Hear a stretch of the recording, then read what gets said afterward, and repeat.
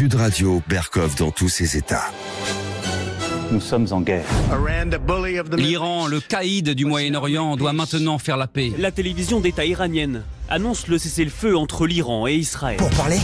Oui, voilà, pour parler. Une véritable démonstration de puissance. À partir de ce mardi matin, les contre-attaques iraniennes contre le régime sioniste cesseront. Pour parler. Le Conseil constitutionnel, c'est l'arbitre suprême. Lequel de vous a eu cette idée ?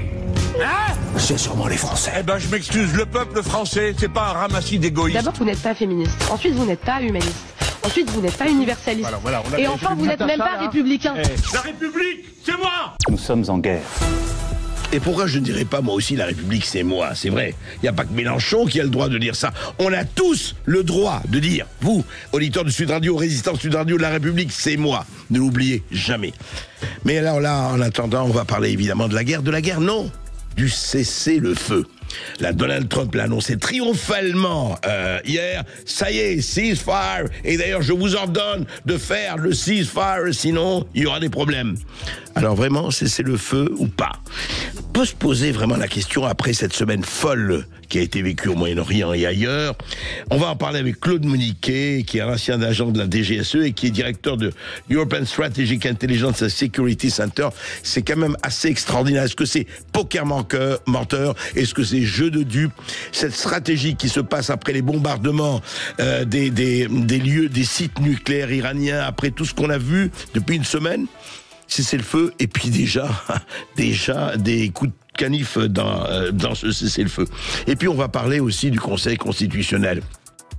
Parce qu'on peut se poser la question, et vous pouvez vous poser la question, est-ce qu'on est en démocratie, 3 pouvoirs ? Ah oui, exécutif, législatif, judiciaire, et on a oublié le 4e pouvoir. Non, c'est pas les médias. Les médias, 5e, 6e pouvoir, le Conseil constitutionnel. Parce qu'on voit ce qui se passe à un certain nombre de décisions, et on peut se poser des questions, et on les posera avec Pierre-Marie Sèvres, directeur de l'Institut pour la justice, et puis évidemment, Jean-Luc Mélenchon, aux grandes gueules de RMC, public, c'était sur le parvis du Palais Bourbon, très intéressant aussi, vous allez voir. Alors, évidemment, massacre de chrétiens qui continue dans un silence assourdissant. Et en seconde partie d'émission, nous allons recevoir quelqu'un, nous avons toujours plaisir à recevoir, la philosophe Chantal Delsol, qui vient d'écrire L'insurrection des particularités, un entretien qui va évidemment être passionnant. À tout de suite. Je n'aime pas la blanquette de veau. Je n'aime pas la blanquette de veau. Sud Radio, Berkov dans tous ses états. Lorsque Trump paraît, une partie du cercle de famille applaudit à grands cris, l'autre se demande à quelle sauce ils seront mangés. Cessez le feu. Et qu'est-ce qu'il a dit Trump ? Le cessez-le-feu est à présent en vigueur, veuillez ne pas le violer. Alors, il dit ça sur son réseau Truth Social, mais cessez le feu ou cessez provisoirement le feu ? On en parle tout de suite. Sud Radio, Berkov dans tous ses états. Le fait du jour.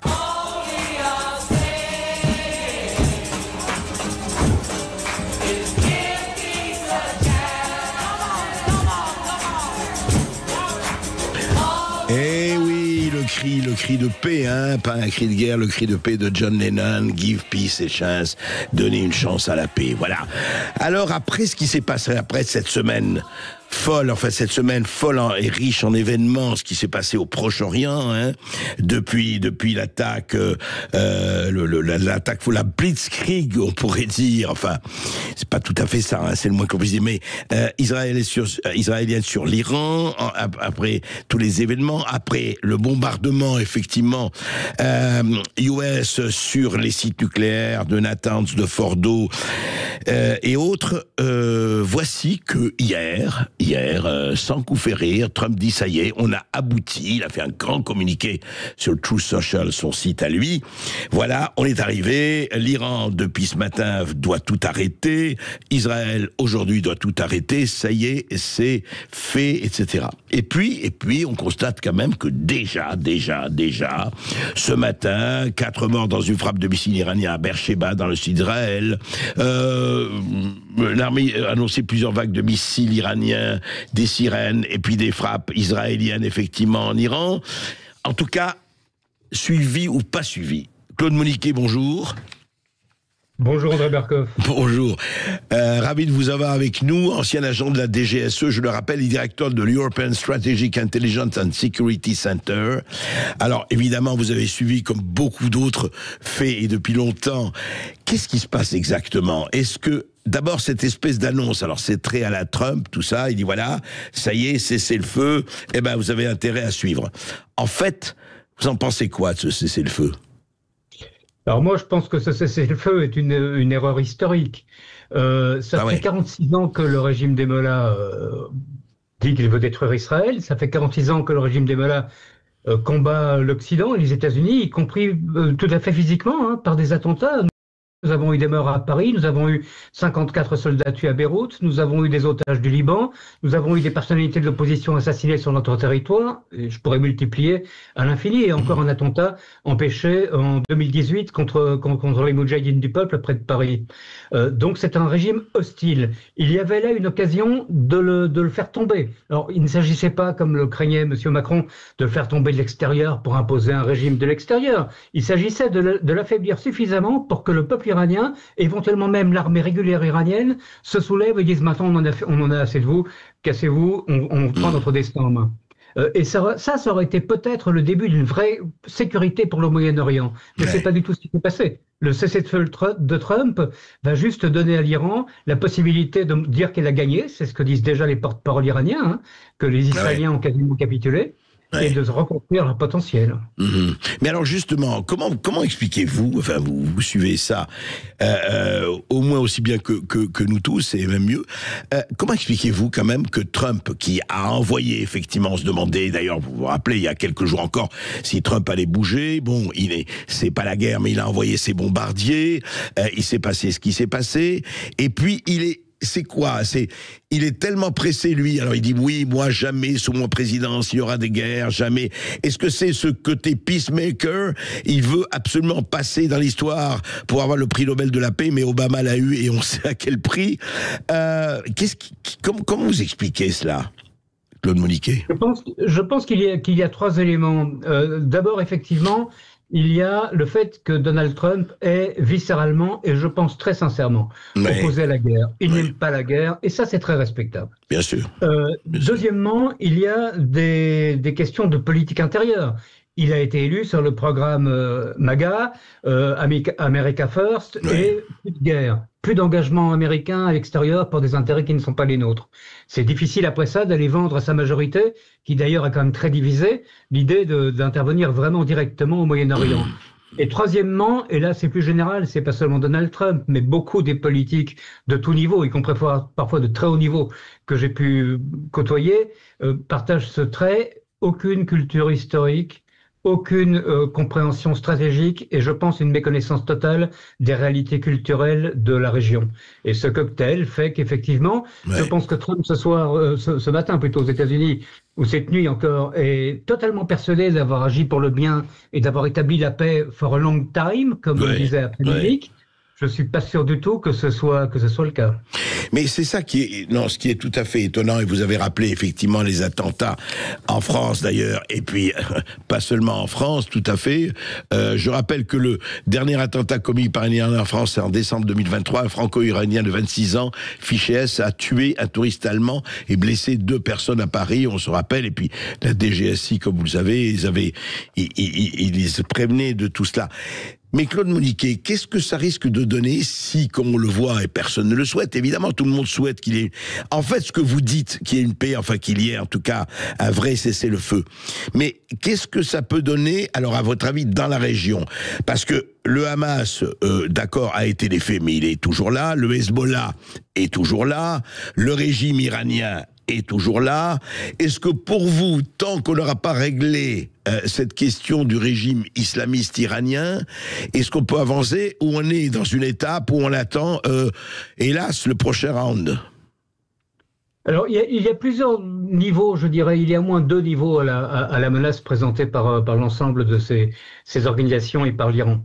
Le premier niveau, c'est la menace régionale, locale, essentiellement contre Israël, voire pour les pays dont ils sont issus. Et là, il faut voir les choses en face. Le Hamas est toujours là, effectivement, mais il est incroyablement affaibli. Il est dans le sud, il est essentiellement dans le sud de la bande de Gaza. Il ne tire plus aujourd'hui, c'est toujours trop, mais il ne tire plus aujourd'hui que de temps en temps une roquette, alors qu'ils avaient l'habitude d'en tirer des centaines. Ouais. Il tue des soldats israéliens, c'est vrai. Il tue des Palestiniens aussi, hein, ce qu'on ne dit pas trop dans les médias. Oui, on ne le dit pas du tout, même. On ne dit même pas du tout. Ouais. Mais ils sont fortement affaiblis. Le Hezbollah n'est plus que l'ombre de lui-même. Sa direction a été décimée, ou est amputée des yeux ou des mains suite à l'opération Walkie-Talkie et Beeper. Ils ont été éloignés par l'armée libanaise qui a enfin fait son travail de plusieurs dizaines de kilomètres de la frontière. Et l'armée libanaise a saisi des centaines de caches du Hezbollah alors que les Israéliens n'avaient déjà détruites d'autres centaines. Donc, en termes de danger, il n'y a plus de danger réel important. D'accord, des proxies. Les choses évolueront encore. En revanche, il existe évidemment une menace extérieure, une menace terroriste. Le Hamas a des réseaux, mais surtout le Hezbollah a des réseaux terroristes partout dans le monde.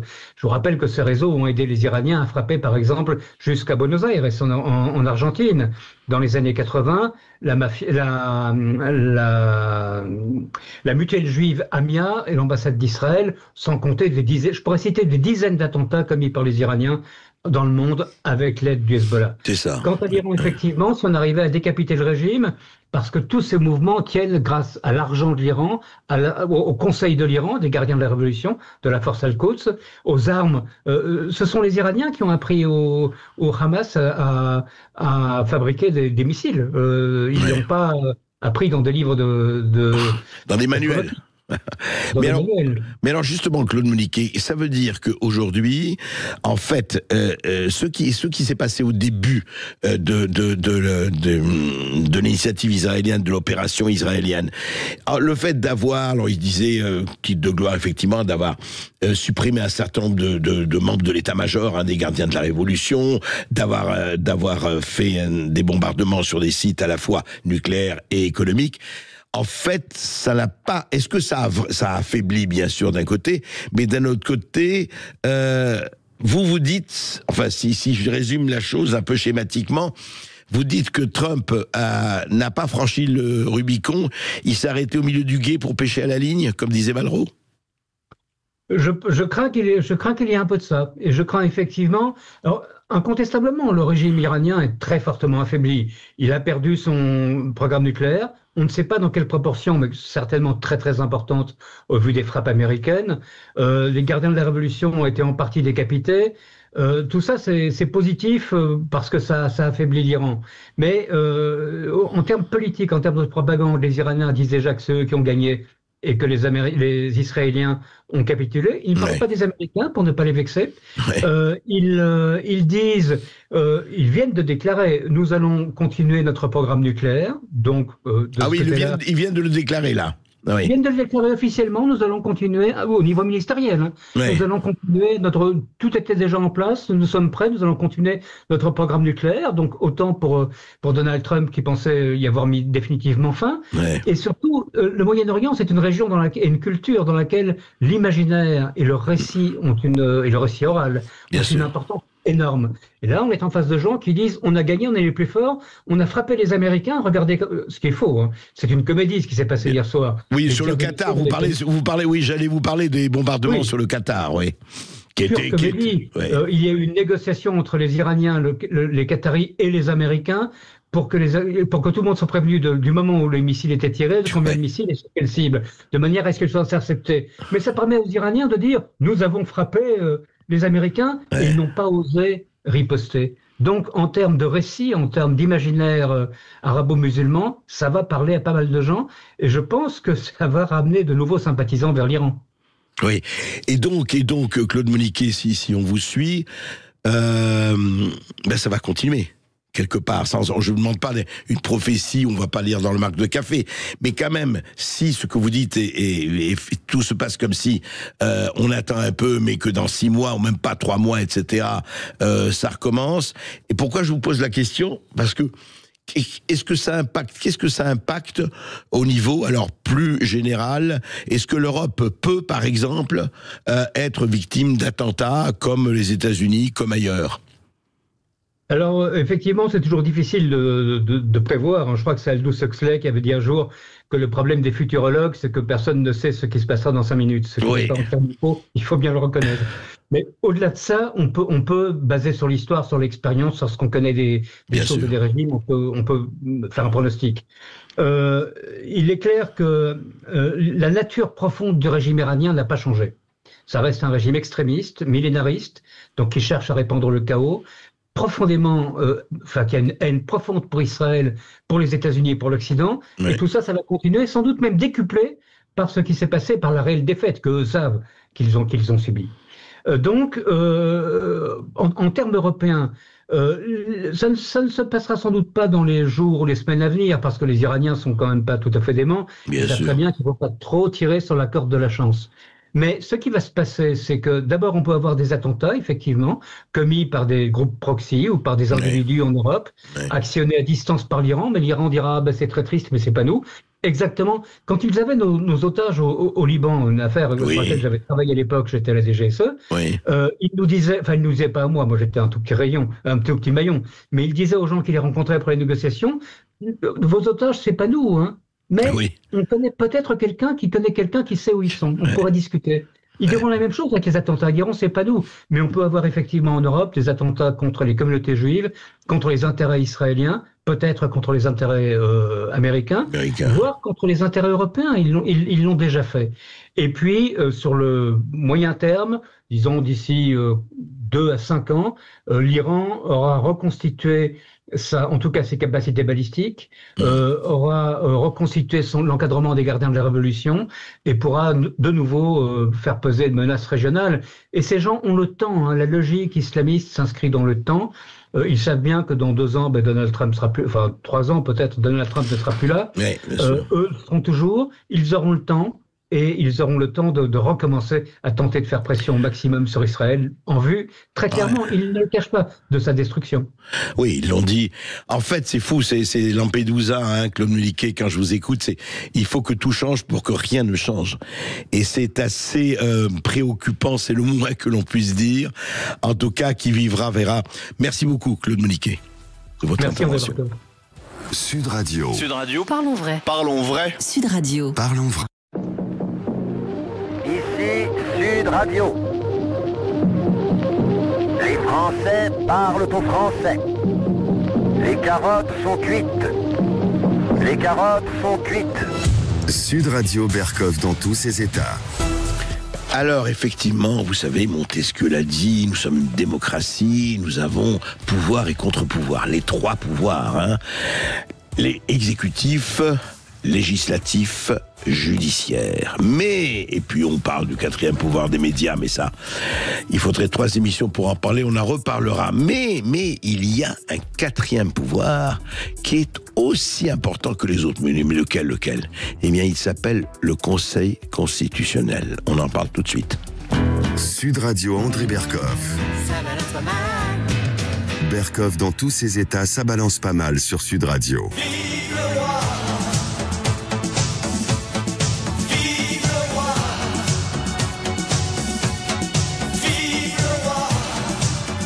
Didier Barbely, mais il a raison, parce que je disais, mais non, mais qu'est-ce que vous racontez, on n'est plus en monarchie, enfin c'est ridicule.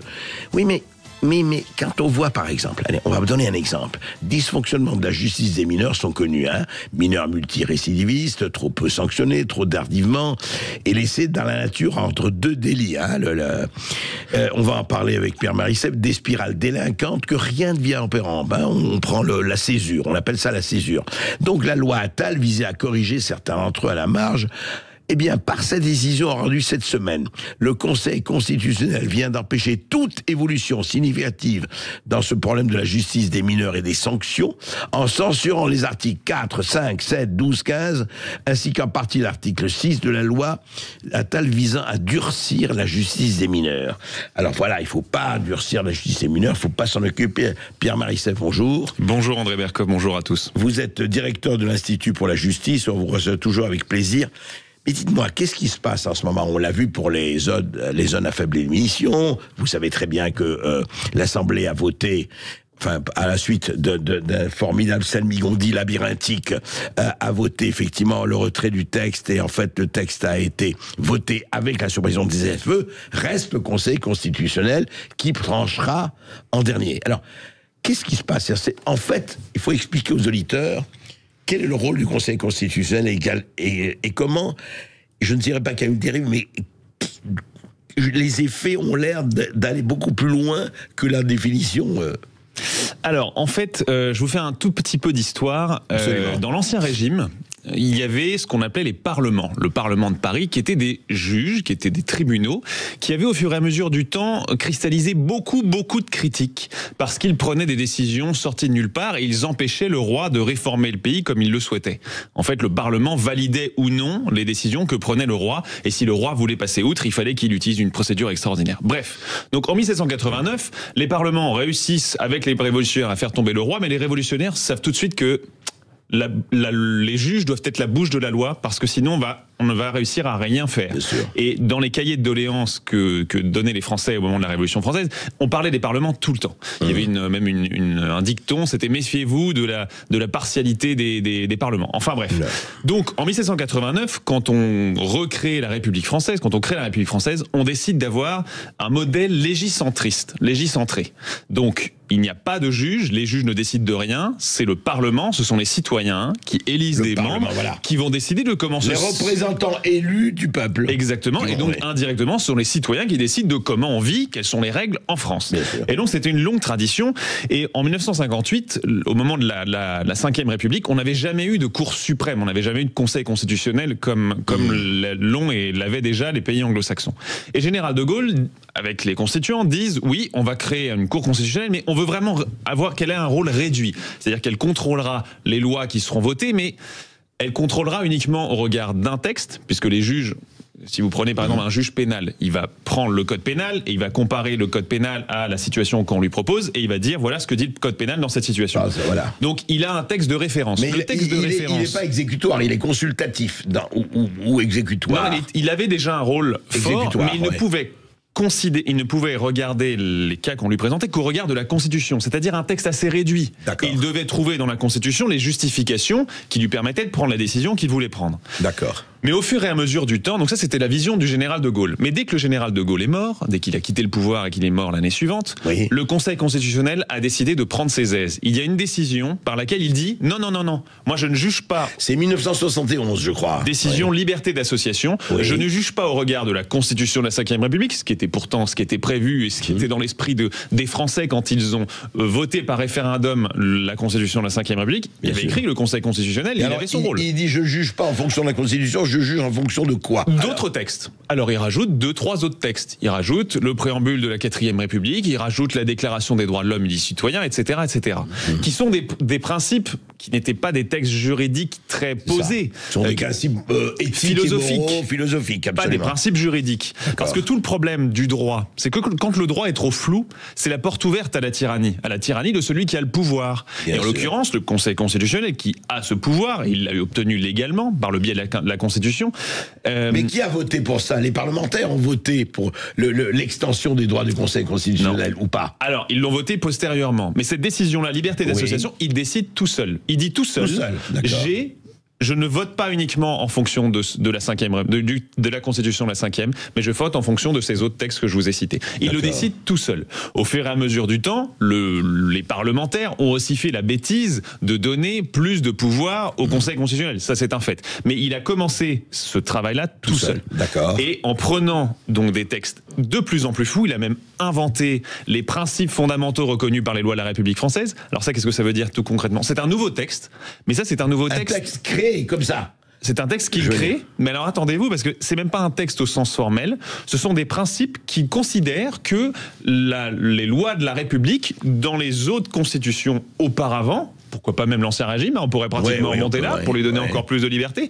Ces principes ont été reconnus, donc c'est un principe de loi constitutionnelle, c'est un texte constitutionnel. Donc je peux prendre une loi ou une législation d'il y a 150 ans et dire c'est bien. Ça a été reconnu. Je la mets dans le périmètre. Voilà, c'est le PFRLR. Et donc avec tout ce pouvoir-là, qu'est-ce qu'il peut en faire? Il peut casser ou non, donc censurer dans le terme technique, tous les textes qu'il veut, tous les textes qui lui sont soumis. Et le problème, c'est qu'à la base, les textes qui lui étaient soumis, c'était uniquement les nouvelles lois votées, ce qui est déjà pas mal, mais on a rajouté, avec notamment la question prioritaire de constitutionnalité par le président Nicolas Sarkozy, on a fait une grande réforme constitutionnelle pour ça. Maintenant, n'importe qui, au cours de n'importe quel procès, vous avez un procès demain, vous pouvez dire « Ah mais attendez, regardez, là il y a un texte qui s'applique, mais moi je considère qu'il est contraire à la Constitution, ce texte. » Alors oui, certes, il a 150 ans, mais il est contraire à la Constitution. Alors vous faites une QPC, une question prioritaire de constitutionnalité, elle a un certain nombre de filtres, et le Conseil constitutionnel peut ensuite, s'il le décide, il peut dire « Bah écoutez, vous avez raison, c'est contraire à la Constitution, ou cette loi qui a 150 ans, qui a été appliquée depuis 150 ans, je la vire, je la supprime tout simplement. » Et donc le problème d'aujourd'hui, c'est que vous l'avez dit pour les ZFE, on l'a vu pour la loi sur la justice des mineurs. Parce que la loi sur la justice des mineurs, c'était un texte déjà extrêmement faible, qui n'avait que 4 ou 5 mesures un peu on avait enlevé toutes les mesures un peu dures. Exactement. Mais alors ça veut dire que je vous écoute, Pierre Maïsef, ça veut dire qu'aujourd'hui, les législateurs votent une loi. Le Parlement, élu par nous, etc., représentant soi-disant du peuple, et le Conseil constitutionnel peut dire, eh ben voilà, par exemple, je supprime tel article de la loi, tel article. Exactement. Sans problème. C'est exactement ça. Et donc tout le boulot législatif ne sert à rien. Et là, en l'occurrence, sur la justice des mineurs, on avait une mesure un petit peu plus dure, mais très symbolique, qui était celle de à partir de 16 ans, en gros, vous pouvez encourir les peines prévues pour les adultes, sachant que les peines encourues, personne ne les atteint jamais, donc ça ne changeait absolument rien sur le fond concrètement. Mais en l'occurrence, il y avait cette mesure-là qui a été prévue par la loi Attal. Eh bien, le Conseil constitutionnel a dit non. Contraire à la Constitution, donc tout le travail que vous avez fait, tous les débats parlementaires, toutes les discussions, tous les sondages qu'il y a eu, ça ne sert à rien, je censure. Donc voilà, et in fine, ça ne sera pas appliqué. Mais alors Pierre Marisève, quand il dit je censure définitivement, ou par exemple il faudrait supposer que je dis bon, nous parlementaires ou nous on n'est pas d'accord, est-ce qu'ils peuvent refaire un projet de loi ou pas? Ils ne peuvent pas. C'est fini, c'est définitif. C'est définitif, ils peuvent refaire un projet de loi, mais ils vont se cogner à la même censure. Et donc, la seule solution qui reste parce que ce problème-là, il concerne la loi des mineurs, mais en fait, il concerne tous les projets de loi, toutes les propositions de loi qui sont votées par le Parlement et le Sénat. La quasi-totalité vont avoir certaines de leurs mesures qui seront retoquées. Donc ce problème est extrêmement large, et donc la seule solution qui reste maintenant pour lutter contre l'ensemble du phénomène dont je vous parle, c'est de réformer la Constitution et de rappeler textuellement, concrètement, dans la Constitution, le Conseil constitutionnel ne juge qu'au regard de la Constitution de la Ve République, point barre. Mais attendez, alors vous, personnellement, je parle aux citoyens et pas seulement au président, au directeur de l'Institut pour la justice, est-ce que le Conseil constitutionnel, vu ce qui se passe en ce moment, doit exister, doit être réformé, pas seulement réformé, ça c'est revenir au texte de la Ve République du général de Gaulle, mais doit être supprimé? Moi, je ne pense pas qu'il doit être supprimé. En fait, ça peut avoir un sens, ça avait un sens au début, à partir du moment où il juge de la conformité à un texte précis. On le remet dans son périmètre original. Exactement, exactement. Il suffit, c'est une question de périmètre. Il est sorti de son périmètre, sorti de son lit, selon une expression à la mode chez les juristes, mais il est sorti de son lit. Maintenant, il prend tous les pouvoirs et en fait, il pioche au sein d'un espèce de bol de valeurs très flou, de textes juridiques beaucoup plus philosophique que juridique, très flou, pour prendre les décisions qu'il veut. Et c'est toujours dans le même sens, c'est-à-dire pas décision sécuritaire, on n'a pas le droit de toutes les décisions, les lois un petit peu sécuritaires, on les vire. Pour limiter l'immigration, on les vire, etc., etc. C'est toujours dans le même sens. Il prend les décisions qu'il veut en utilisant un droit extrêmement flou. Et rappelons effectivement, c'est important, parce que par rapport à la Cour suprême américaine, le Conseil constitutionnel n'est pas constitué de juges qui disent le droit. Parce qu'au départ, c'est ça. Ils doivent dire le droit, au sens le plus strict du terme. Or, c'est pas le cas. En fait, tout le problème, c'est qu'ils font de la philosophie, de la politique, ils ne font pas du droit. C'est qu'ils n'agissent pas comme des juristes. D'ailleurs, Richard Ferrand, le président du Conseil constitutionnel, n'est pas un juriste. On avait les anciens présidents de la République qui étaient membres de droit. Alors, ils n'y vont pas, ils n'y siègent pas, de fait. Non, c'est vrai. Mais qui est là? Alain Juppé est toujours là. Alain Juppé y est. On a Laurence Vichnievsky, on a Philippe Bas, un sénateur, qui a été là nommé récemment. Qui les nomme? Alors, ils sont nommés, il y en a... Il y a un cycle, c'est-à-dire tous les 3 ou 4 ans, on en a 3 nouveaux qui sont nommés, ils sont 9 en tout. Il y a le président de la République qui en nomme un, il y a la présidente de l'Assemblée nationale et il y a le président du Sénat. Ils en nomment tous un, et le président de la République nomme le président. donc du Conseil constitutionnel. En fait, on peut dire aujourd'hui, tout se passe comme si, en tout cas, Pierre-Marie Sèvres, c'est que le véritable Parlement, enfin, je veux dire, celui qui décide, c'est le Conseil constitutionnel. Absolument. Et pas l'Assemblée nationale ou le Sénat. C'est exactement ça. C'est ça. Et moi, j'ai trouvé un parallèle très intéressant avec la Rome antique. Il y avait ce qu'on appelait le collège des pontifes. Alors, le collège des pontifes, c'était... À Rome, oui. À Rome, donc ça fait un petit moment, ça fait 2 millénaires. Ouais. Le collège des pontifes, c'était des prêtres. Des prêtres qui, en fait, ont acquis au fur et à mesure du temps un pouvoir énorme. Parce qu'ils avaient le pouvoir de dire s'il y avait des jours fastes et des jours néfastes. Et en cas de jours néfastes, on ne prend pas de nouvelles lois. Donc la loi qui était prévue par le tribun de la plèbe, etc., ne pouvait pas être mise en place parce que c'était un jour néfaste et donc on passait à autre chose. Et c'est très drôle parce que c'était des prêtres. C'était des prêtres. Il y a quelque chose de religieux dans tout ça. Il y a la religion progressiste, la religion woke. Ça n'est absolument pas juridique et c'est basé sur des grandes valeurs et en fait c'est pour faire de la politique. Vous dites que nous avons donc 9 prêtres au Conseil constitutionnel. C'est un petit peu ça, oui. Et vous savez, même le président du Conseil constitutionnel romain, donc du collège des pontifes, était appelé le roi. Parce qu'il avait obtenu du pouvoir de l'ancien roi de Rome. Ce n'est pas le maréchal Ferrand, c'est le roi Ferrand. Exactement, mais c'est exactement ça. Le Rex Sacrorum, c'était le roi du collège des pontifes. Alors juste une dernière question, Pierre-Marie Sèvres. En fait, certains parlent de coup d'État des juges, mais d'abord ce ne sont pas des juges au sens strict du terme. Mais deuxièmement, il y a quand même un problème de contre-pouvoir et de démocratie qui est posé là. Bien sûr, mais c'est tout le problème. Nous quittons progressivement. Je pense que le prochain combat politique, ça va être pour la démocratie.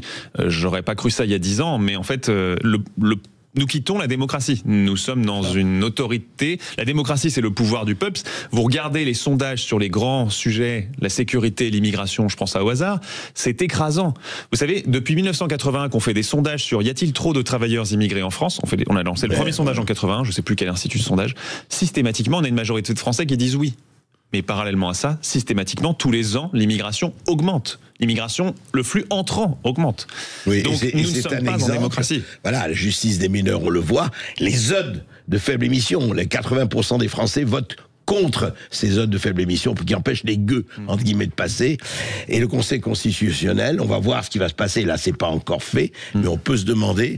En tout cas, écoutez, il faudrait quand même que ce vieux proverbe qui dit, vous savez la différence entre dictature et démocratie, la dictature c'est ferme ta gueule, et la démocratie c'est cause toujours. Et peut-être sortir de ce bourbier. Oui, il faut revenir en tout cas aux fondamentaux de ce qu'est la démocratie, c'est-à-dire le pouvoir du peuple. Les Français ont le droit de décider quelles sont les règles dans leur pays. Il serait temps que ce ne soit plus un vœu pieux. Merci Pierre-Marie Sèvres. Merci à vous. Sud Radio, c'est votre opinion qui compte. Je n'aime pas la blanquette de veau. Je n'aime pas la blanquette de veau. Sud Radio Bercoff dans tous ses états. Alors vous le savez, je dis très souvent ici, d'abord je vous dis d'avoir question à tout et nous aussi nous aurons toujours question à tout. Et puis je rappelle que le réel frappe à la porte et quand on ferme portes et fenêtres, à un moment donné le réel enfonce la porte. Et ce qui s'est passé, c'est toujours intéressant avec Jean-Luc Mélenchon, le grand gourou, le grand patron de la France insoumise. Il était invité à l'émission Les Grandes Gueules de RMC jeudi dernier et qui était diffusé en direct du parvis du Palais Bourbon de l'Assemblée nationale. On va en parler tout de suite. Sud Radio Bercoff dans tous ses états, les perles du jour. Mais qu'est-ce qui m'arrive là ? Je ne comprends vraiment pas. Il y a quelque chose qui tourne pas. Oui, Jacques Pissia, quelque chose qui tourne pas rond. Alors c'était un débat, bien sûr, et le leader de la France insoumise, avec un certain nombre d'auditeurs, de personnalités qui l'interrogeaient, notamment sur les aides sociales et le consentement à l'impôt. Et Didier Giraud, qui est agriculteur, qui est éleveur bovin, il interpelle Jean-Luc Mélenchon et il lui teint à peu près ce langage. Écoutez. Comment, en imposant les plus grandes fortunes, vous augmentez le salaire de Nicolas et des autres, parce que c'est ça. C'est pas. Attendez. Ah oui, mais c'est ça l'enjeu. C'est ça l'enjeu. Bien. Alors on va prendre par un autre bout. Si on prend un salarié qui a un salaire brut de 100, il coûte 142 à sa boîte. Et lui, il touche 77. En Allemagne, ce même salarié qui a 100 brut, il coûte 119 à sa boîte et il touche 82. Bon. À un moment donné, vous nous parlez toujours comment on va approvisionner la caisse et chez qui il faut aller prendre pour approvisionner la caisse. Mais vous nous parlez jamais, monsieur Mélenchon, comment on fait pour qu'il en sorte moins de la caisse. Parce que je pense que le consentement à l'imposition, il part de là aussi. Aujourd'hui, tous les artisans, et moi je viens du milieu rural, qui se lèvent à 5h du matin, qui font leur journée et qui voient leurs voisins qui attendent que les aides sociales y tombent, eh ben ils en peuvent plus. Et ils sont plus dans le consentement à l'impôt, ces gens-là. Écoutez, vous applaudissez ça? Vous croyez réellement que les gens qui ont recours à l'aide sociale sont des profiteurs pendant que les autres bossent? Vous le croyez réellement? Eh ben, je ne suis pas d'accord avec vous. Ah oui. Parce que quand vous serez malade, vous serez bien content d'avoir la sécurité sociale pour prendre en charge les soins. Écoutez, franchement. Alors attendez, répondez. Non, eh ben je m'excuse, le peuple français, c'est pas un ramassis d'égoïstes. Il faut savoir partager. Mais je viens. C'est bon, je suis pas de votre. Mais le peuple français, bien sûr, n'est pas un ramassis d'égoïstes, cher Jean-Luc Mélenchon, mais c'est pas de ça qu'il vous parlait. C'est pas de ça qu'il vous parlait. Il vous dirait pas que l'aide sociale, on est contre l'aide sociale. Pourquoi les gens, on l'applaudit? C'était le public. Et oui, pour une fois, vous avez un public qui n'est pas composé uniquement de militants. C'est intéressant, encore une fois, de retrouver le réel. Mais pourquoi? Parce que tous les Français savent, ceux qui travaillent, qui regardent leur fiche de paye, c'est que quand leurs employés vont les payer en brut 2 000 €, l'employeur va payer, lui, 4 000 €. Et c'est pas pour défendre les employeurs, les employés. C'est que, et sans parler du net, c'est-à-dire que quand mon employeur, moi, si je suis salarié, paye 4 000 €, moi je vais me trouver avec 1 500 €. Il y a quelque chose qui tourne pas rond, comme disait Jacques Pils là-dedans. Monsieur Mélenchon, écoutez aussi ça, je vous assure, ça vous fera du bien par rapport à ce qui se passe en France, vraiment. Et puis alors, il y a eu dans cette même émission des Grandes Gueules, il y a eu aussi une autre interpellation de la journaliste Flora Gebali. Écoutez. Monsieur Mélenchon, merci d'être là. Je fais partie des gens qui ont pu, à un certain moment, vous trouver visionnaire et espérer que la gauche unisse vers la victoire. Mais là, honnêtement, c'est plus possible d'être de gauche et de vous soutenir. Je vous donne quelques exemples, parce que à LFI, en fait, vous n'avez plus rien de gauche. 1, cette semaine, on a vu des drapeaux, des mollahs dans les manifestations de LFI. 2, vous avez tellement lâché la question de la sécurité que, quand il y a une finale de Ligue des Champions, une femme peut pas descendre dans la rue sans avoir peur de se faire violer, mais que vous en avez rien à faire. Vous êtes sur d'autres considérations. 3, Monsieur Bompard a comparé la liberté d'expression de l'Union européenne à celle de l'Algérie. Mais qu'est-ce que c'est? 4, vous parlez d'un antisémitisme résiduel quand une enfant de 12 ans s'est fait violer à coups de sale juive. Vous insultez tous les jours des journalistes sur Twitter. Vous réintégrez un député qui a été condamné pour violences sexistes et sexuelles. Donc, d'abord, vous n'êtes pas féministe. Ensuite, vous n'êtes pas humaniste. Ensuite, vous n'êtes pas universaliste. Et enfin, vous n'êtes même pas républicain. Comment, Monsieur Mélenchon, comment osez-vous? Voilà, bravo. Monsieur, non mais comment osez-vous aspirer à représenter le peuple de gauche quand vous n'en avez plus aucune composante? Alors, tout ce que vous avez dit, madame, écoutez-moi bien, tout, sans exception, est un mensonge. Alors, le problème, et ce qui est intéressant, c'est qu'on ne dit pas que ce qu'a dit Flora Gebali est exact ou pas, ou en partie, et tout cela. Elle a dit des choses. Bon, on peut être d'accord, on peut être pas d'accord, elle a peut-être en parlé excessivement, elle a peut-être été à côté de la plaque. Mais ce qui est intéressant, c'est la réaction de Jean-Luc Mélenchon. Il dit, je suis venu pour ça. Mais enfin, Jean-Luc Mélenchon, vous êtes un homme politique, hein, et depuis combien de temps? Et depuis 4 décennies. Mais c'est ça la contradiction. Même si vous n'êtes pas d'accord, et évidemment, et surtout vous n'êtes pas d'accord, et que quelqu'un face à vous est excessif, et peut-être effectivement calomniateur, si on veut, allons jusque-là. Mais vous ne dites pas, je suis venu pour ça, mais attendez, etc., etc. Vous répondez, vous attendez. Il y a quelque chose, ça s'appelle le frottis de cerveau, ça s'appelle la démocratie, ça s'appelle la contradiction. C'est quand même totalement étonnant que quelqu'un aussi affûté que vous, et je ne dis pas ça par ironie, ne supporte pas la contradiction. Vous savez, il faut un tout petit peu sortir des courtisans, faut sortir des adorateurs, faut sortir effectivement des fidèles entre les fidèles et des grognards entre les grognards. Et écoutez, oui, cette autre France, celle qui effectivement applaudit quand on dit, mais vous savez, c'est pas seulement par l'impôt, ce n'est pas seulement il faut en corriger ces espèces de pillards d'État, hein, et de pillage d'État. Voilà, tout ça existe. Et franchement, ça s'appelle l'ouverture d'esprit.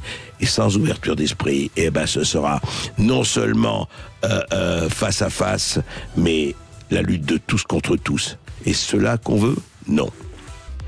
Sud Radio Berkoff dans tous ses états.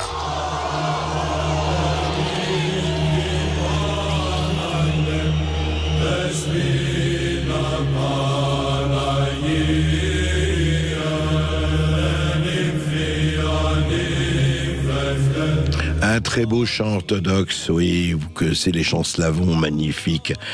Pourquoi vous entendez cela? Eh bien, tout simplement parce qu'il se passe quelque chose là aussi, c'est dans le quotidien. Vous savez, on parle des faits divers devenus des faits de société, on parle d'un certain nombre de choses. Mais aujourd'hui, il faut quand même rappeler une chose, en pleine, effectivement, guerre, Israël, Iran, les populations, etc.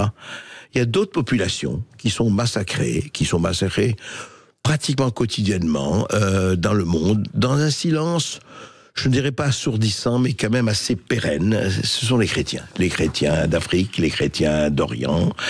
Eh ben, il y a quand même tous les jours, pratiquement, il y a quelque chose. Par exemple, le 22 juin, vous voyez, dimanche, célébration de la messe à l'église grecque-orthodoxe de Saint-Élie de Douaïla, un quartier de Damas.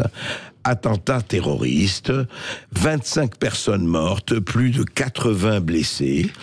Voilà, quelqu'un est entré dans l'église avec une arme et a commencé à tirer. Des fidèles ont essayé de l'arrêter, il s'est fait exploser. Voilà.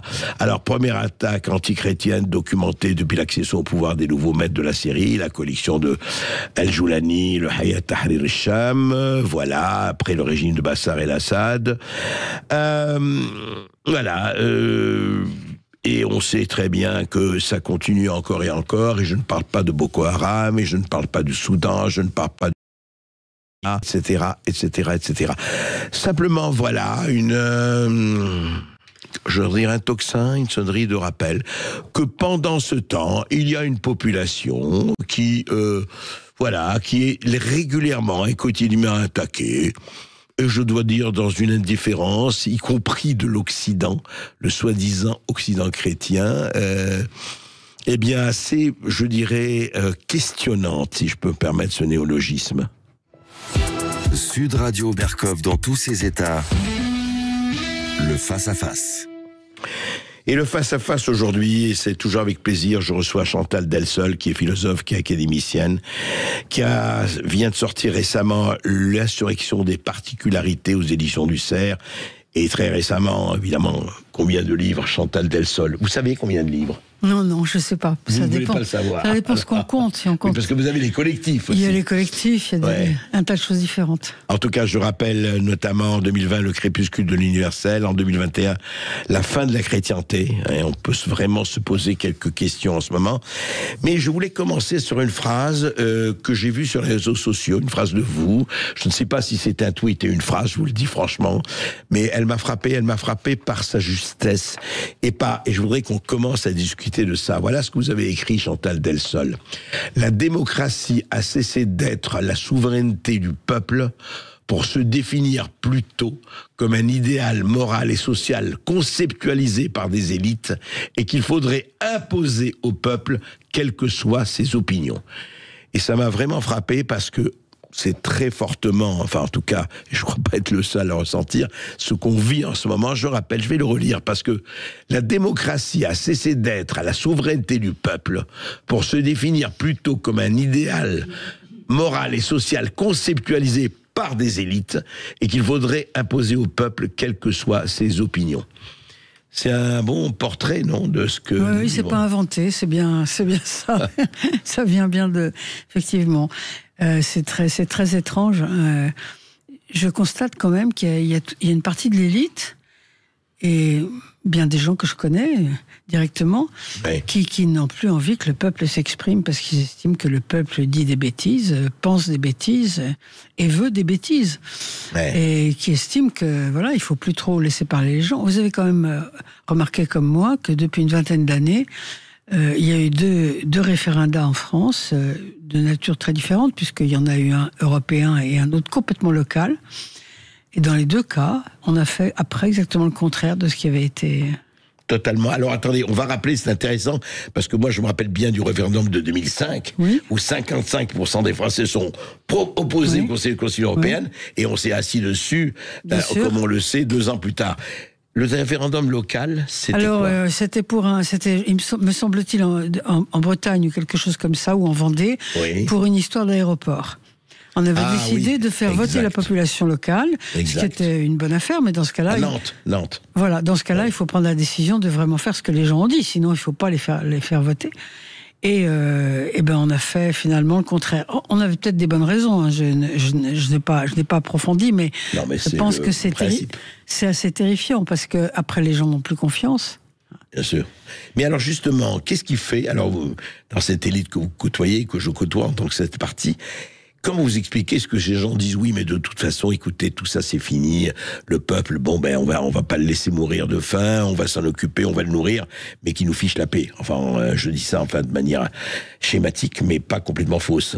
Pourquoi? Qu'est-ce qui fait qu'il y a cette réaction-là? Je pense qu'il y a deux raisons croisées qui finissent par s'additionner finalement.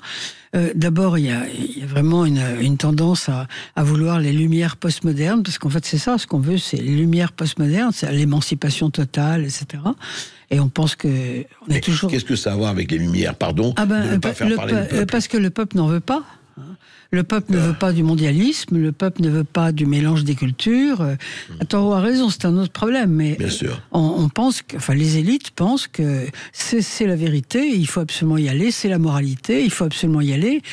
Et donc, on ne laisse pas parler le peuple. Et puis, il y a une deuxième raison qui, à mon avis, se croise, c'est qu'il y a une sorte de désaffection démocratique à tous les niveaux, à tous les échelons. Et vous avez en même temps une partie du peuple, et surtout dans la jeunesse, qui finit par se dire il y a des bonnes dictatures. La notion de bonne dictature, qui était bien développée dans les années 25, c'est-à-dire il y a un siècle, est en train de réapparaître, alors qu'en fait, moi, mieux vaut un despote éclairé, disons, que cette démocratie... On avait fini par comprendre que ça n'existe pas, les bonnes dictatures. Il y a des dictatures, il n'y a pas de bonnes dictatures, mais ça commence à réapparaître. Et j'ai rencontré, pour ma part, vous avez dû en voir aussi, un certain nombre de gens, plutôt des gens jeunes, qui disent, après tout, les Chinois, ça se porte pas mal là-bas, vous voyez. Bien sûr, ouais. Donc il y a ça, il y a une sorte de désaffection démocratique à tous les échelons qui finit par croiser cet esprit de développer la modernité à tout prix qu'on trouve chez les élites. Mais Chantal Delsol, est-ce que ce n'est pas aussi dû, il faut le dire, parce que s'ils disent ça, je ne dis pas qu'ils ont raison, c'est pas le problème, mais s'ils disent ça, c'est par l'extraordinaire, et je voudrais quand même qu'on s'apesantisse un peu là-dessus, que vous en parliez, c'est l'extraordinaire carence, l'extraordinaire vide de nos Playmobil, et je ne parle pas seulement que de la France, que cette élite dont on parle, parlons-en, qu'est-ce qu'elle donne, qu'est-ce qu'elle fait, qu'est-ce qu'on entend, qu'est-ce qu'elle voit, et où elle agit. C'est quand même ça aussi, c'est sur ce désespoir devant ce qui nous arrive que les gens, effectivement, à tort, peut-être, mais recherchent autre chose. Parce que vous pensez que... vous parlez de l'élite et vous pensez qu'elle est pire qu'avant, ou bien est-ce que vous pensez que c'est à cause des catastrophes de l'état général du monde que je comprends pas très bien la question? Ah non, moi je crois que dans nos pays elle est pire qu'avant. Quand je dis elle est pire qu'avant, écoutez, on a l'impression, alors vous allez me corriger si je me trompe, enfin si vous n'êtes pas d'accord bien sûr, mais on a l'impression, si vous voulez, que dans un certain nombre de pays, dont la France, encore une fois, c'est pas une politique, on a des gens qui communiquent, qui parlent, qui McKinsey, mais on voit les résultats. Et on voit ce qui se passe, et on voit cette espèce d'entre-soi, où tel qui était le public passe dans le privé, tel dans le privé passe dans le public. On voit ce qui se passe dans les sanctions et dans les récompenses. Si vous voulez, il y a quelque chose quand même qui est là, et on ne peut pas dire, moi en tout cas j'y suis très sensible, et c'est pas pour ça que je rêve à des despotes, mais il y a un problème avec une partie de l'élite, telle qu'elle est constituée. Oui, mais moi je n'ai pas l'impression que ça soit pire qu'avant. Enfin, évidemment c'est difficile de comparer, parce qu'on n'a pas été adulte à d'autres époques. Aux autres époques on n'existait pas, ou alors on était enfant et on ne pouvait pas... Mais j'ai pas vraiment l'impression que ce soit pire qu'avant. Moi, j'ai beaucoup fréquenté le milieu politique par mon mari, et en fait c'est un milieu qui est peuplé d'enfants. Vraiment. Ah ouais. Et ce sont des gens qui pensent que dès qu'ils ont dit quelque chose, ça se fait tout seul derrière. Parce qu'ils ont tellement de gens pour les aider, ils ont tendance, si vous voulez, à donner un papier comme ça, en attendant qu'une main se tende pour le photocopier, le taper à la machine. J'ai dit ça, et puis voilà. Voilà, c'est ce que j'appelle un milieu qui est peuplé d'enfants. Et ça, je crois que ça a toujours existé. Mais c'est dramatique, mais attendez. Oui, mais ça a toujours existé. Alors, ce qu'il y a, c'est qu'il n'y a peut-être pas assez de contre-pouvoir, ça c'est possible. Mais sinon, le milieu des gouvernants lui-même, c'est toujours un milieu dangereux. Alors moi, je vais donner des noms qui n'engagent que moi.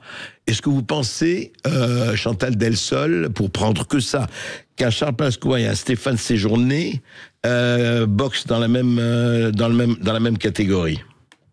Je prends exprès, alors vous allez me dire, oui, mais moi, je prends ça parce que, parlons concrètement aussi. Et excusez-moi, et qu'un Charles Millon, votre mari, je dis pas qu'ils étaient mieux, c'est pas le problème de mieux ou moins bien, mais on avait l'impression, alors peut-être que je me trompe complètement, moi aussi je suis d'une génération qui a connu un certain nombre de politiques, mais qu'il y avait au moins quelque chose, peut-être c'était de l'apparence, mais qu'il y avait quelque chose qui existait au niveau d'une certaine cohérence et d'un certain suivi. Là, je me pose des questions. Alors, vous me permettez de répondre franchement, puisque je vous connais. Sûr. Je pense que c'est votre jeunesse que vous regrettez là. Peut-être. C'est pas la situation, parce que je pense que la situation n'a pas changé. Ouais. Je pense pas que vous parlez de Pasqua. Bon, je reprends. Je pense pas qu'il était meilleur que ceux d'aujourd'hui. Il y avait d'autres problèmes. C'est évident. Non, mais je prends pas Pasqua pour un exemple. Oui. C'était franchement pas des exemples, tous ces gens-là. Alors bien sûr, les gaullistes avaient été résistants. Bon, ok, très bien. Nous, on n'a pas eu de guerre, on n'a pas eu la possibilité d'avoir des résistants. Si on avait une guerre, il y en aurait des résistants parmi nous. Je sais pas qui. Je sais pas ce que moi j'aurais été capable de faire, mais je pense pas qu'ils étaient meilleurs que nous, bien franchement. Et je pense qu'on a tendance, quand on vieillit, comme vous ou moi, on a tendance en fait à s'imaginer que les choses étaient meilleures parce que en fait c'est nous qui étions plus jeunes et c'est tout. Oui, alors je vais vous dire, je vais poser la question autrement parce que ça concerne énormément de gens. Et vous ne pensez pas que justement un certain nombre de millions de gens du coup, parce que c'est intéressant à creuser, pensent qu'effectivement, à tort encore une fois peut-être, pensent effectivement que quand ils regardent d'un côté allez, posons les questions. Ils regardent d'un côté un Macron, ils regardent un Trump ou un Poutine, se disent que ce serait pas mal, à tort, en raison, encore une fois, d'avoir un Trump et un Poutine, qui donne en tout cas l'apparence, la réalité, d'avoir une espèce, en tout cas, de notion du temps qui n'est pas la même. C'est ça, moi, je vous assure que ça me frappe. Mais encore une fois, j'ai peut-être tort. Avec un Trump ou un Poutine, vous avez effectivement des gens qui se contentent pas de parler, mais qui font. Enfin, en tout cas, un certain nombre de choses. Oui, c'est déjà pas mal. C'est déjà pas mal, mais enfin, en même temps qu'ils font un peu n'importe quoi. Donc, c'est un choix à faire. En effet, je sais pas si j'avais le choix entre Trump et Macron, je sais pas bien ce que je ferais, mais non, mais franchement, c'est quand même très très compliqué. Non, mais moi, parce que je reviens à votre phrase, Chantal. Ou alors, il y a rien à faire, il y a à constater. Non, j'ai pas dit ça. J'ai pas dit qu'il y avait rien à faire. Alors, qu'est-ce qu'on fait par rapport à ce que vous avez dit? Non, mais si, c'est ça le problème. Pardon, vous dites, regardez, non, je reviens parce que c'est capital, je vous assure, et c'est au centre d'un certain nombre de considérations, qu'elles soient philosophiques, éthiques ou politiques. Qu'est-ce qui se passe? Vous dites exactement ça, c'est-à-dire que le peuple, on lui donne, donc on lui vend, les élites on lui vendent ou lui donnent, comme vous voulez, un idéal moral et social. Le peuple n'y est pour rien, là on l'a dit, mais il faut l'imposer au peuple. Donc quelque part, est-ce que ce n'est pas du despotisme, ça, cher Chantal Delsol? Oui, bien sûr, c'est la preuve que nous sommes entrés dans une période, déjà depuis un certain temps, avec l'Europe notamment, dans une période de politique scientifique. C'est ce que Platon appelait le despotisme éclairé. C'est un régime complètement platonicien. Moi, je suis aristotélicienne, donc cette affaire-là me plaît pas du tout.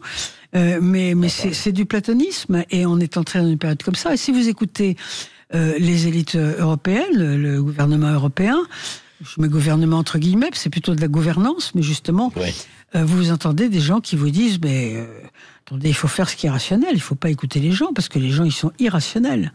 Et donc, on est et nous, on sait ce qui est, on sait ce qui est rationnel. Et nous savons ce qu'il faut faire. C'est le gouvernement de celui qui cède. Donc, ça s'appelle une gouvernance. Ça s'appelle plus un gouvernement parce que Le gouvernement, c'est la prudence, c'est une forme de sagesse, c'est la décision politique avec tous les risques que ça comporte.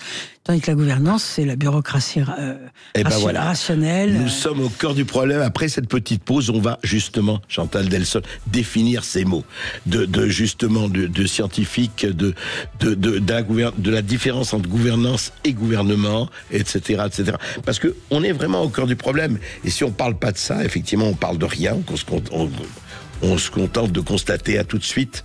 0826 300 300 si vous voulez évidemment intervenir dans l'émission et poser des questions à Chantal Delsol. À tout de suite. À midi 14h, André Berkoff. Et avec Chantal Delsol, philosophe, académicienne et auteur de son plus récent livre, L'insurrection des particularités, aux éditions du CERF. On va en parler, bien sûr. Chantal Delsol, justement, parlons un peu, on avait commencé cela.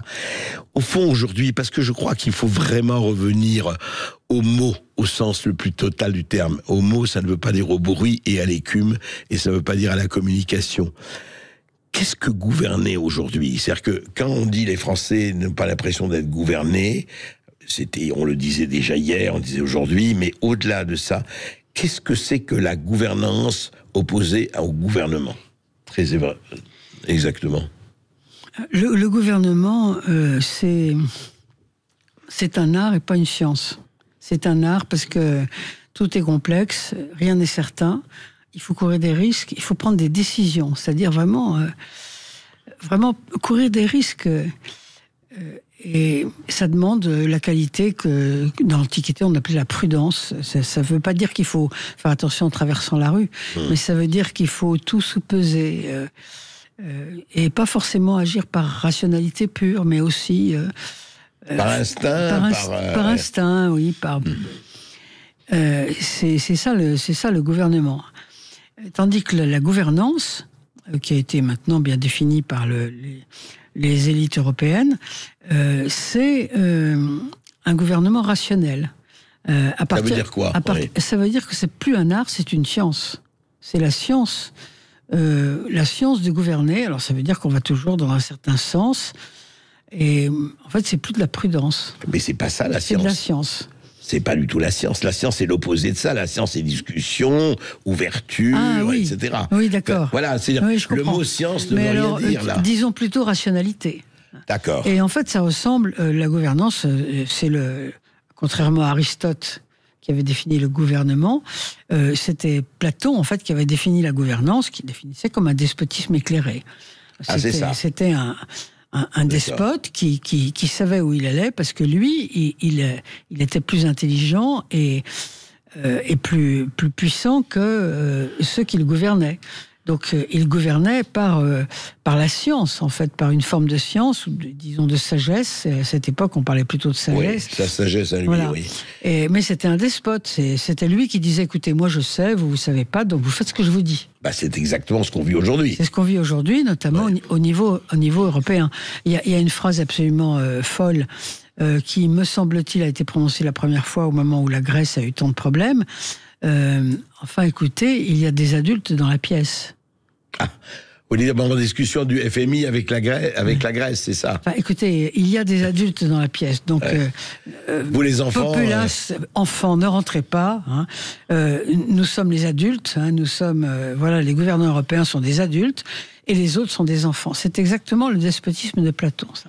Les peuples sont des enfants et les gouvernants sont des adultes. C'est ça la gouvernance. C'est ça. Et donc, si je traduis à aujourd'hui, nous, on sait mieux que vous ce qui est bon pour vous. Exactement. C'est ce que les parents disent aux enfants. Je sais mieux que toi. Voilà. Quand j'ai 4 ans, je sais ce qui est bon pour toi. Voilà. Ce qui est vrai. Oui. Mais quand j'ai 4 ans. C'est vrai quand on a 4 ans. Et c'est tout à fait antidémocratique, parce que la démocratie consiste justement, et ça a été très bien dit par Chesterton, enfin à mon avis celui qui l'a le mieux dit, les peuples ne sont pas des enfants. Car les peuples, n'importe qui dans le peuple, n'importe qui, même s'il n'a jamais lu un bouquin ou s'il n'est pas très intelligent, est capable de choisir son conjoint et d'éduquer ses enfants. Et ça signifie que c'est un adulte et que par conséquent, du moment qu'il est capable de ça, il est capable aussi de voter pour un gouvernant. C'est ça la démocratie. La démocratie, elle est assise entièrement là-dessus. Alors on peut ne pas y croire, on peut ne pas être démocrate. Mais quand on est démocrate, on part de là. Eh ben, c'est très important de rappeler ça. C'est vraiment important, je pense. Oui, parce que beaucoup de gens disent oui, mais il n'a pas étudié. Eh ben, c'est pas grave, il n'a pas étudié, mais je peux vous dire qu'il est capable d'éduquer son enfant aussi bien que quelqu'un qui a lu une bibliothèque entière et qui est capable de foutre en l'air son enfant d'une autre façon. Vous voyez ce que je veux dire? Absolument. C'est pas une question d'intelligence ni de savoir. Hein. C'est une question de finesse, de prudence, de sagesse locale. Et ça, c'est donné à tout le monde. Et la démocratie est entièrement fondée là-dessus. C'est ça.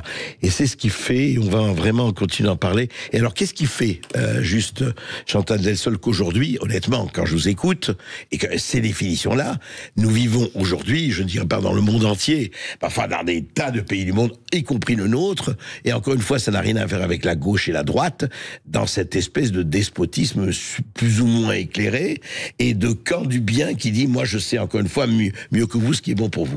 C'est quand même on vit là-dedans aujourd'hui. Oui, parce qu'il y a une forme d'idéologie des post-lumières, je dirais, parce que c'est plus vraiment les lumières telles qu'elles étaient au départ, mais bon, c'est quand même la suite, un héritage, et qui veut absolument s'imposer, et qui pense que si vraiment on ne va pas dans cette direction-là, on retourne en arrière, on régresse.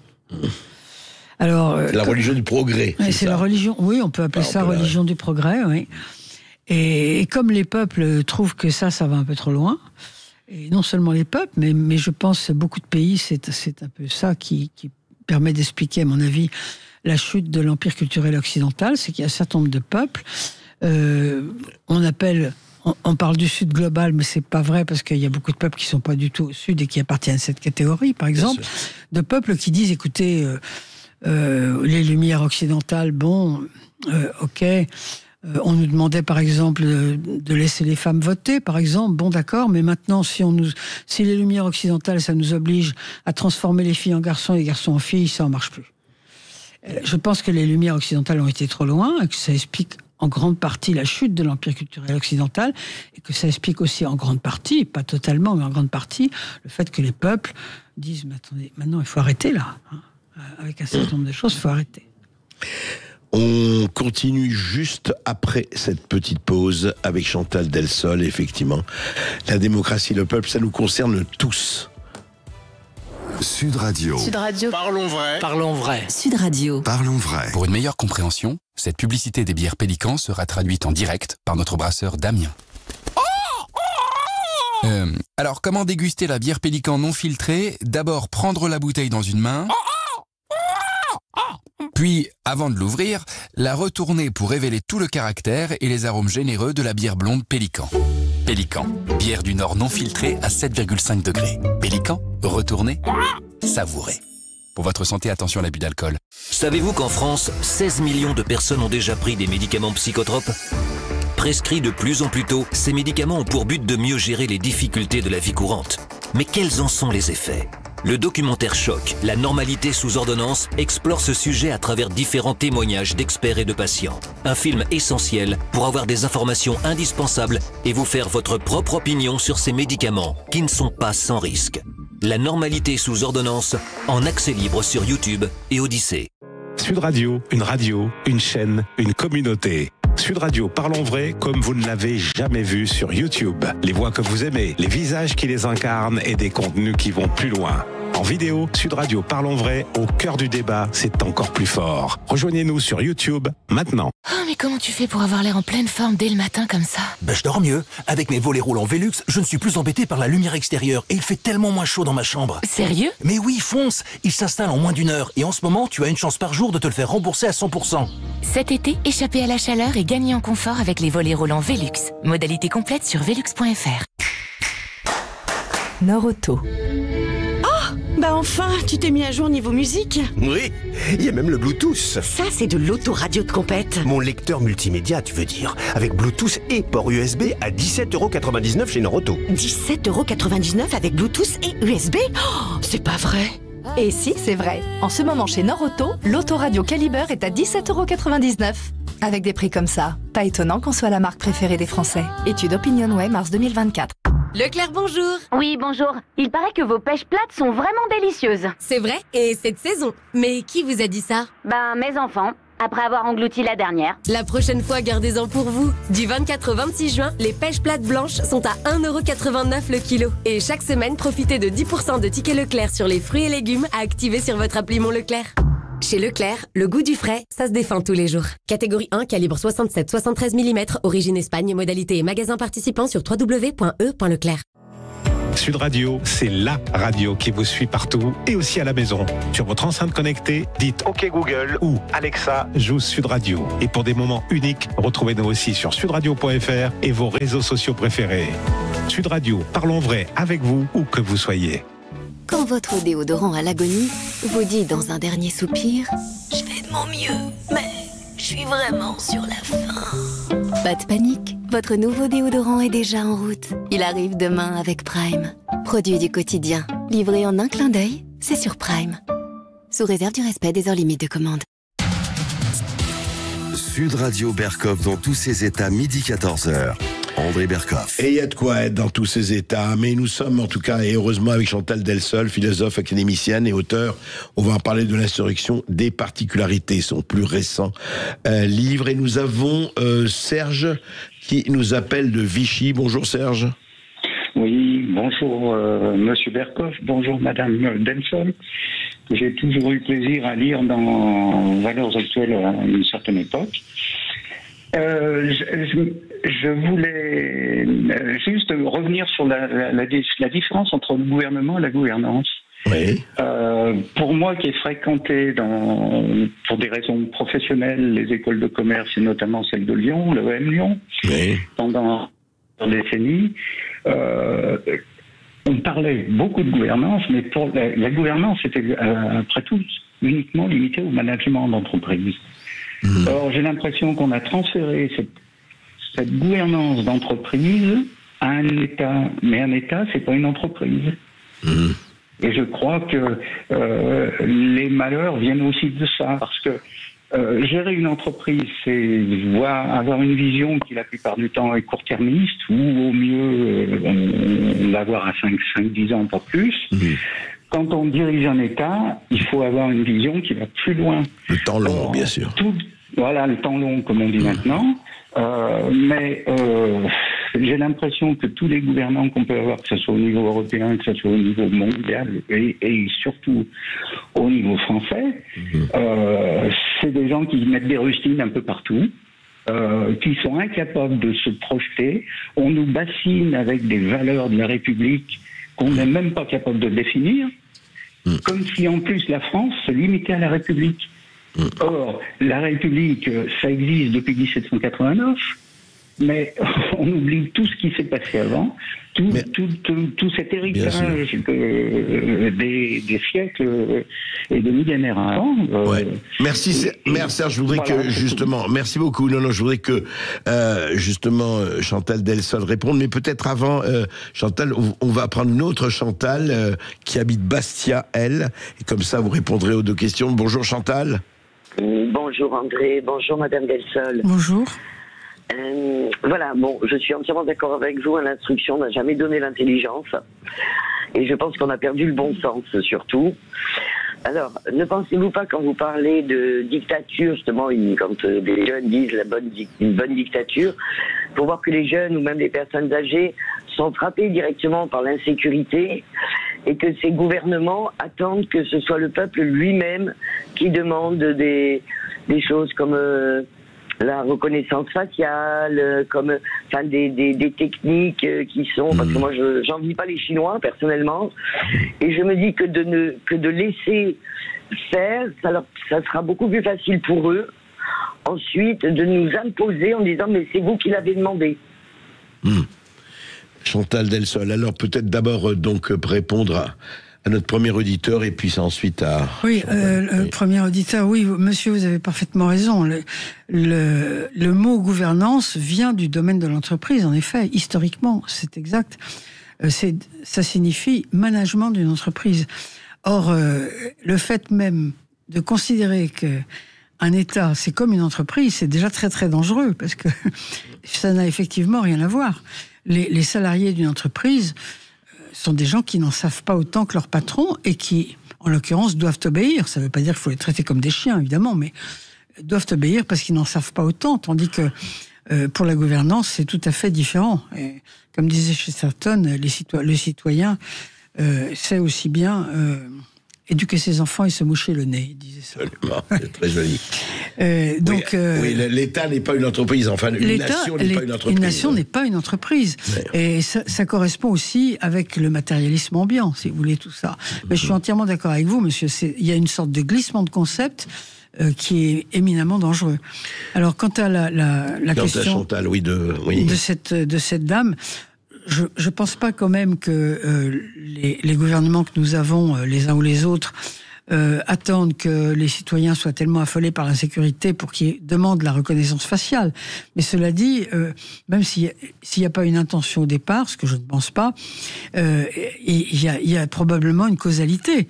Et il est vrai que quand les gens en auront assez de voir une personne se faire poignarder tous les jours, ils finiront par réclamer la reconnaissance faciale des Chinois. Mais vous savez, c'est pas parce qu'on fait la reconnaissance faciale que les choses s'améliorent. Parce que pourquoi est-ce qu'il n'y a pas d'insécurité dans des pays, non seulement en Chine d'ailleurs, mais dans beaucoup de pays asiatiques? Parce que les gens sont véritablement punis. Quelqu'un qui fait une infraction est vraiment puni. Or, nous, on ne punit pas. Donc, c'est ça la question. Dans une dictature, effectivement, une dictature qui punit, les choses marchent mieux. C'est pas pour ça qu'il faut la souhaiter, mais effectivement, ça peut être un résultat. C'est vrai, mais alors justement, Chantal Delsol, entre la dictature, quand même, et une société à irresponsabilité illimitée, et surtout une société sans sanction. On le voit quand même, on voit ce qui se passe. Bien sûr. PSG, vous avez vu les sursis, il n'y a plus que des sursis, des choses comme ça. On en parlait dans l'émission un peu plus tôt avec Pierre-Marie Sèvres, mais on en parle très très souvent.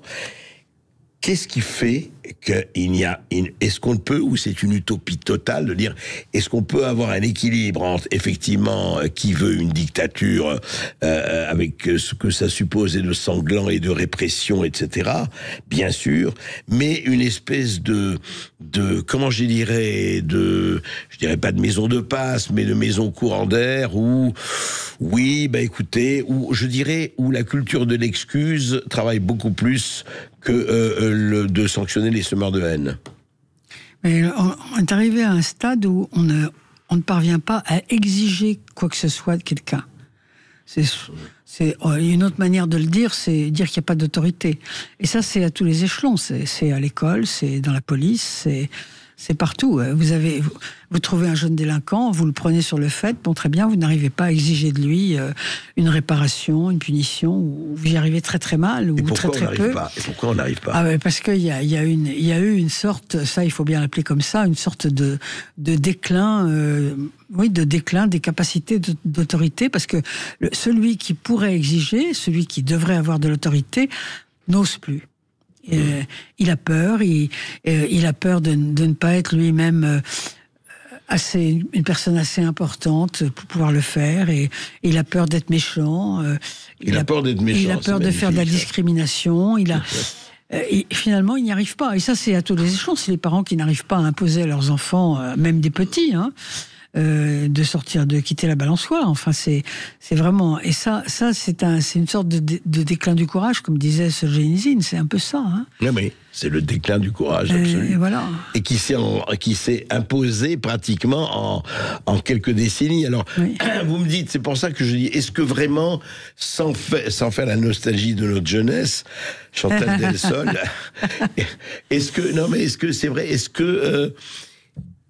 parce qu'il n'y a aucune raison qui ait moins de courage. Moi, je dis pas, c'est fini, c'était mieux avant, tout ça. Oui, je sais bien. Mais qu'est-ce qui fait qu'à un moment donné, regardez encore une fois, que ce soit aux États-Unis, je veux pas toucher, mais regardez ce qu'on disait de l'Argentine, regardez ce qu'on disait, je ne suis pas pour les méthodes de Bukele au Salvador. Au Salvador, moi j'y suis allé il y a 10 ans, on ne pouvait pas sortir à 7h du soir parce qu'il y avait 1000 meurtres par jour, etc. Enfin, ou presque. Bon, à un moment donné, avec de la volonté, du courage, ça change. Évidemment qu'il y a des gens qui ont hurlé toute réforme, etc. pour provoquer des hurlements. Mais qu'est-ce qui fait qu'on est tétanisé, en tout cas les princes qui nous gouvernent, quels qu'ils soient, sont tétanisés par prendre la moindre des démarches qui consisteraient à dire au-delà de stop, ici un taquet, au-delà de là, vos tickets les plus valables. Il faut relire les textes de Tocqueville sur la douceur démocratique. Hein. La démocratie engendre la douceur. Et ça, c'est pas une mauvaise chose, parce que seulement, à force de lutter contre les excès, on tombe tellement facilement dans l'excès inverse. Quand on voit les affaires de Betaram qu'on nous a racontées, je parle même pas des problèmes de pédophilie, je parle des punitions. Punitions terribles. On n'a pas envie de ça. On a envie de, on a envie d'effacer tout ça. Seulement, en l'effaçant, on tombe facilement dans l'excès inverse, parce que l'équilibre est une chose qui est extrêmement difficile à trouver. Donc, et ça, on est dans un phénomène de douceur démocratique, ça, c'est tout à fait vrai. Je trouve qu'en plein douceur, vous employez une litote, là, vraiment. Oui, peut-être. Parce que c'est une mollesse démocratique. Non, parce que ça va toujours trop loin, évidemment. Oui, c'est ça, parce qu'entre Betaram et de dire que quelqu'un qu'on a vu qui tabasse quelqu'un avec un sort et sans rien, et on verra dans 6 mois et dans 1 an, est-ce qu'il n'y a pas une mesure, je dirais même pas d'équilibre, mais une mesure intermédiaire, au moins? Il y a un peu une affaire française aussi, hein. Parce qu'en France, la France est un pays tellement, tellement à gauche, tellement éperdu dans le problème social, qui a toujours tendance à penser que si les gens se conduisent mal, c'est parce qu'ils n'ont pas assez d'argent. Enfin, c'est ce qu'on a tendance à penser en France. Ou qu'on a une famille miséreuse. Voilà, comme si c'était ça. Alors que c'est pas vrai. C'est l'une des causes, bien sûr, mais c'est pas du tout la cause principale tout le temps. Et donc, on a toujours tendance à trouver une excuse. C'est quand même beaucoup plus vrai en France que dans des pays voisins. Hein. Beaucoup plus vrai en France qu'en Italie ou en Suisse, par exemple. Oui, c'est vrai. Ou en Espagne, même en Espagne. Ou en Espagne, oui, bien sûr. Et vous pensez que c'est philosophique, ça, enfin, c'est idéologique? Oui, la France est comme ça depuis la Révolution. Enfin, c'est pas un hasard si la Révolution s'est produite en France, et la France a gardé cette tradition-là. Oui, et pourtant, dans la Révolution, on coupait les têtes. Hein. On n'était pas, pas avare de couper les têtes. Ah ben oui, mais si on coupe des têtes pour la bonne cause, c'est formidable. C'est vrai, c'est vrai. Tout dépend de la cause, effectivement. On va continuer d'en parler après cette dernière petite pause avec Chantal Delsol, et on va parler de l'insurrection des particularités. Sud Radio Berkhof dans tous ses états, midi 14h. André Berkhof. Et j'espère que vous aussi, vous êtes dans tous vos états. Hein. En tout cas, on a intérêt à être réveillé, mais pas dans le sens woke du terme, bien sûr. Et nous sommes toujours avec Chantal Delsol. Et je voudrais qu'on parle déjà, le titre dit bien ce qu'il veut dire, l'insurrection des particularités aux éditions du Cerf. Qu'est-ce que vous entendez par particularité, Chantal Delsol? Et c'est... Les Grecs disaient idiotesse. D'où est venu donc le les mot. Particuliers sont idiotes. D'où est venu le mot idiot. C'est vrai. Ils appelaient ça idiotesse. Idiotesse, ça voulait dire un particulier, au sens où quelqu'un qui s'occupe finalement que de sa propre maison et qui ne s'occupe pas du commun. D'accord, oui, ça c'est très intéressant. Très intéressant. Et oui, donc, le bien commun, on s'en fout. Voilà, on s'occupe de sa famille et puis le reste. Mais non, on est peuplé d'idiotesses, c'est même gouverné par des idiotesses. D'où le particulier, c'est ça en fait, c'est quelqu'un qui est un peu narcisse et qui se regarde lui-même, sa propre réputation, sa propre beauté, sa propre intelligence, et qui regarde peu le commun et les autres. Donc c'est vrai que notre époque a produit un peu ça. Et elle a produit un peu ça, vous dites toujours, c'est les post-lumières, c'est un peu ça, oui, vous savez... l'affiliation.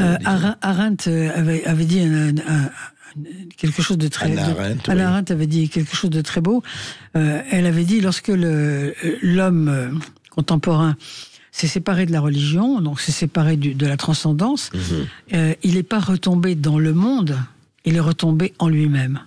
Ouais. C'est-à-dire qu'en fait, il n'y avait plus de monde dans lequel il pouvait retomber, parce que le monde commun avait été tellement, il y avait tellement de transcendance dedans, il était tellement fait par la transcendance, parce que c'était un monde chrétien à l'époque, que en enlevant la transcendance, on enlevait le monde lui-même, et l'homme ne pouvait plus retomber dedans. Il n'y avait plus de monde, en quelque sorte. Après, il est en train de recréer un, mais il est d'abord retombé en lui-même. Et ça, je pense que c'est très juste. Hein. Et actuellement, vous avez des gens qui sont très centrés sur eux-mêmes. Mais alors, justement, question, on peut avoir une transcendance sans religion? Parce qu'il y a eu des transcendances sans religion. Je ne dis pas qu'elles sont bonnes ou mauvaises. Il y aurait plutôt des religions sans transcendance, non? Je ne vous fais pas dire, c'est vrai. Je ne sais pas s'il peut y avoir une transcendance sans religion. Enfin, sans religion, tout dépend ce qu'on entend par religion. Si on entend par religion une institution, un véritable corps de doctrine, effectivement. Mais il peut y avoir ce que vous entendez, c'est la religion, oui, disons, transcendance, c'est au sens, on est plus que soi-même, quoi, c'est ça. Oui, disons que nos sociétés, oui, depuis quand même un très grand nombre de siècles, depuis la fin du IVe siècle, en fait, ça fait quand même très vieux, étaient complètement marquées par la religion transcendante qui nous avait fait, qui nous avait construit, et nous en sommes débarrassés, on peut dire les choses comme ça, libérés, diraient d'autres, seulement il y a 50 ans, donc finalement c'est très récent. À ce moment-là... 50 ans, un peu plus, quand même. Moi, je dirais c'est les années 70. Hein. Ah oui. Oui, à peu près. Ah oui, vous datez ça des années 70. Oui, moi, je date ça du début de la deuxième moitié du XXe. Alors, bien sûr, il y a beaucoup de gens qui n'avaient plus la foi depuis très longtemps.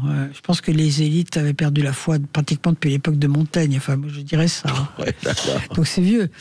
Moi, je lis beaucoup de romans, et quand on lit les romans du 18e, 19e... 19e, ouais, on voit bien que les gens n'avaient plus la foi. Enfin, les élites n'avaient plus la foi. Mais la religion elle-même, en tant qu'élément structurant, hein, qui structurait les écoles, les hôpitaux, les églises, etc., qui structurait la morale, parce que la morale était avec la religion. Ça se termine dans les années 70. C'est les grandes manifestations pour l'IVG. C'est ça la fin du... Oui, c'est-à-dire qu'il n'y avait plus ce lien-là avec, effectivement. Mais est-ce que vous avez, alors vous, j'imagine, vous avez la nostalgie de l'époque, je dirais, où cette transcendance existait et était intériorisée? Non, j'ai pas de nostalgie. Non. J'ai pas du tout l'impression que c'était mieux avant. D'accord, vous non plus. On va vivre autrement, on fera autre chose. On peut toujours, personne n'est obligé de se débarrasser de sa religion. On peut très bien garder sa religion, mais simplement, c'est plus elle qui gouverne. Et en fait, moi, je ne le regrette pas personnellement. Mais je reviens aux idiotesses et aux biens communs, oui. Chantal Delson. On voit aujourd'hui, quand même, encore une fois, on voit des gens, je parle à travers le monde, ou des dirigeants, parce que on ne connaît que ce qu'on lit aussi, et quand je parle de lire, et je parle aussi de lecture de fond, qui sortent de leur zone de confort et qui pensent au bien commun. Il y en a. Mais bien sûr qu'il y en a. Mais naturellement, il y en a. Et pourquoi on ne les... Et c'est difficile, pourquoi on ne les... qui ne sont pas plus aux affaires, je dirais. Comment vous expliquez que, puisque, en fait, les politiques, quelles qu'elles soient, je veux dire, au sens très large du terme, ils sont là pour s'occuper et gérer le bien commun, au nom du bien commun et pour le bien commun. On a l'impression que, encore une fois, la denrée se fait rare. Je ne sais pas si elle se fait rare. Je crois qu'il y a énormément de gens qui travaillent pour le bien commun. Il y a énormément d'associations en France. Les Français sont des gens qui sont très associatifs, ce qui prouve bien que la particularité, il faut quand même nuancer tout ça. Hein. C'est un phénomène important, mais il faut pas s'imaginer que toutes les personnes qui nous entourent, y compris nous, sont des gens complètement narcissiques qui ne pensent qu'à eux. Non, c'est beaucoup plus compliqué que ça.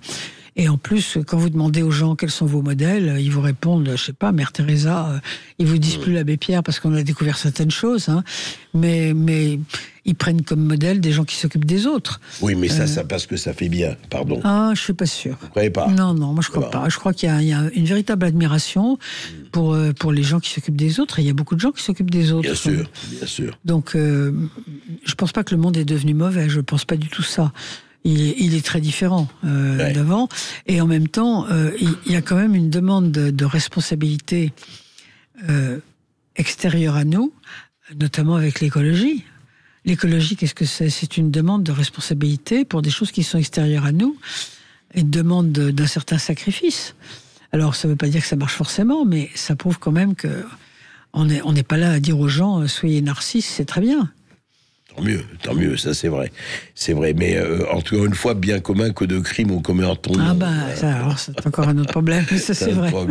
C'est vrai, écoutez, je voudrais dire à Chantal Delson, on va reparler, on n'a pas eu le temps de parler assez de l'insurrection des particularités. Ça mérite totalement une autre émission que nous ferons. Je rappelle quand même le crépuscule universel. Et je dis toujours, vous savez, écoutez la radio, mais lisez. C'est le plus important. Le crépuscule universel, je rappelle la fin de la chrétienté.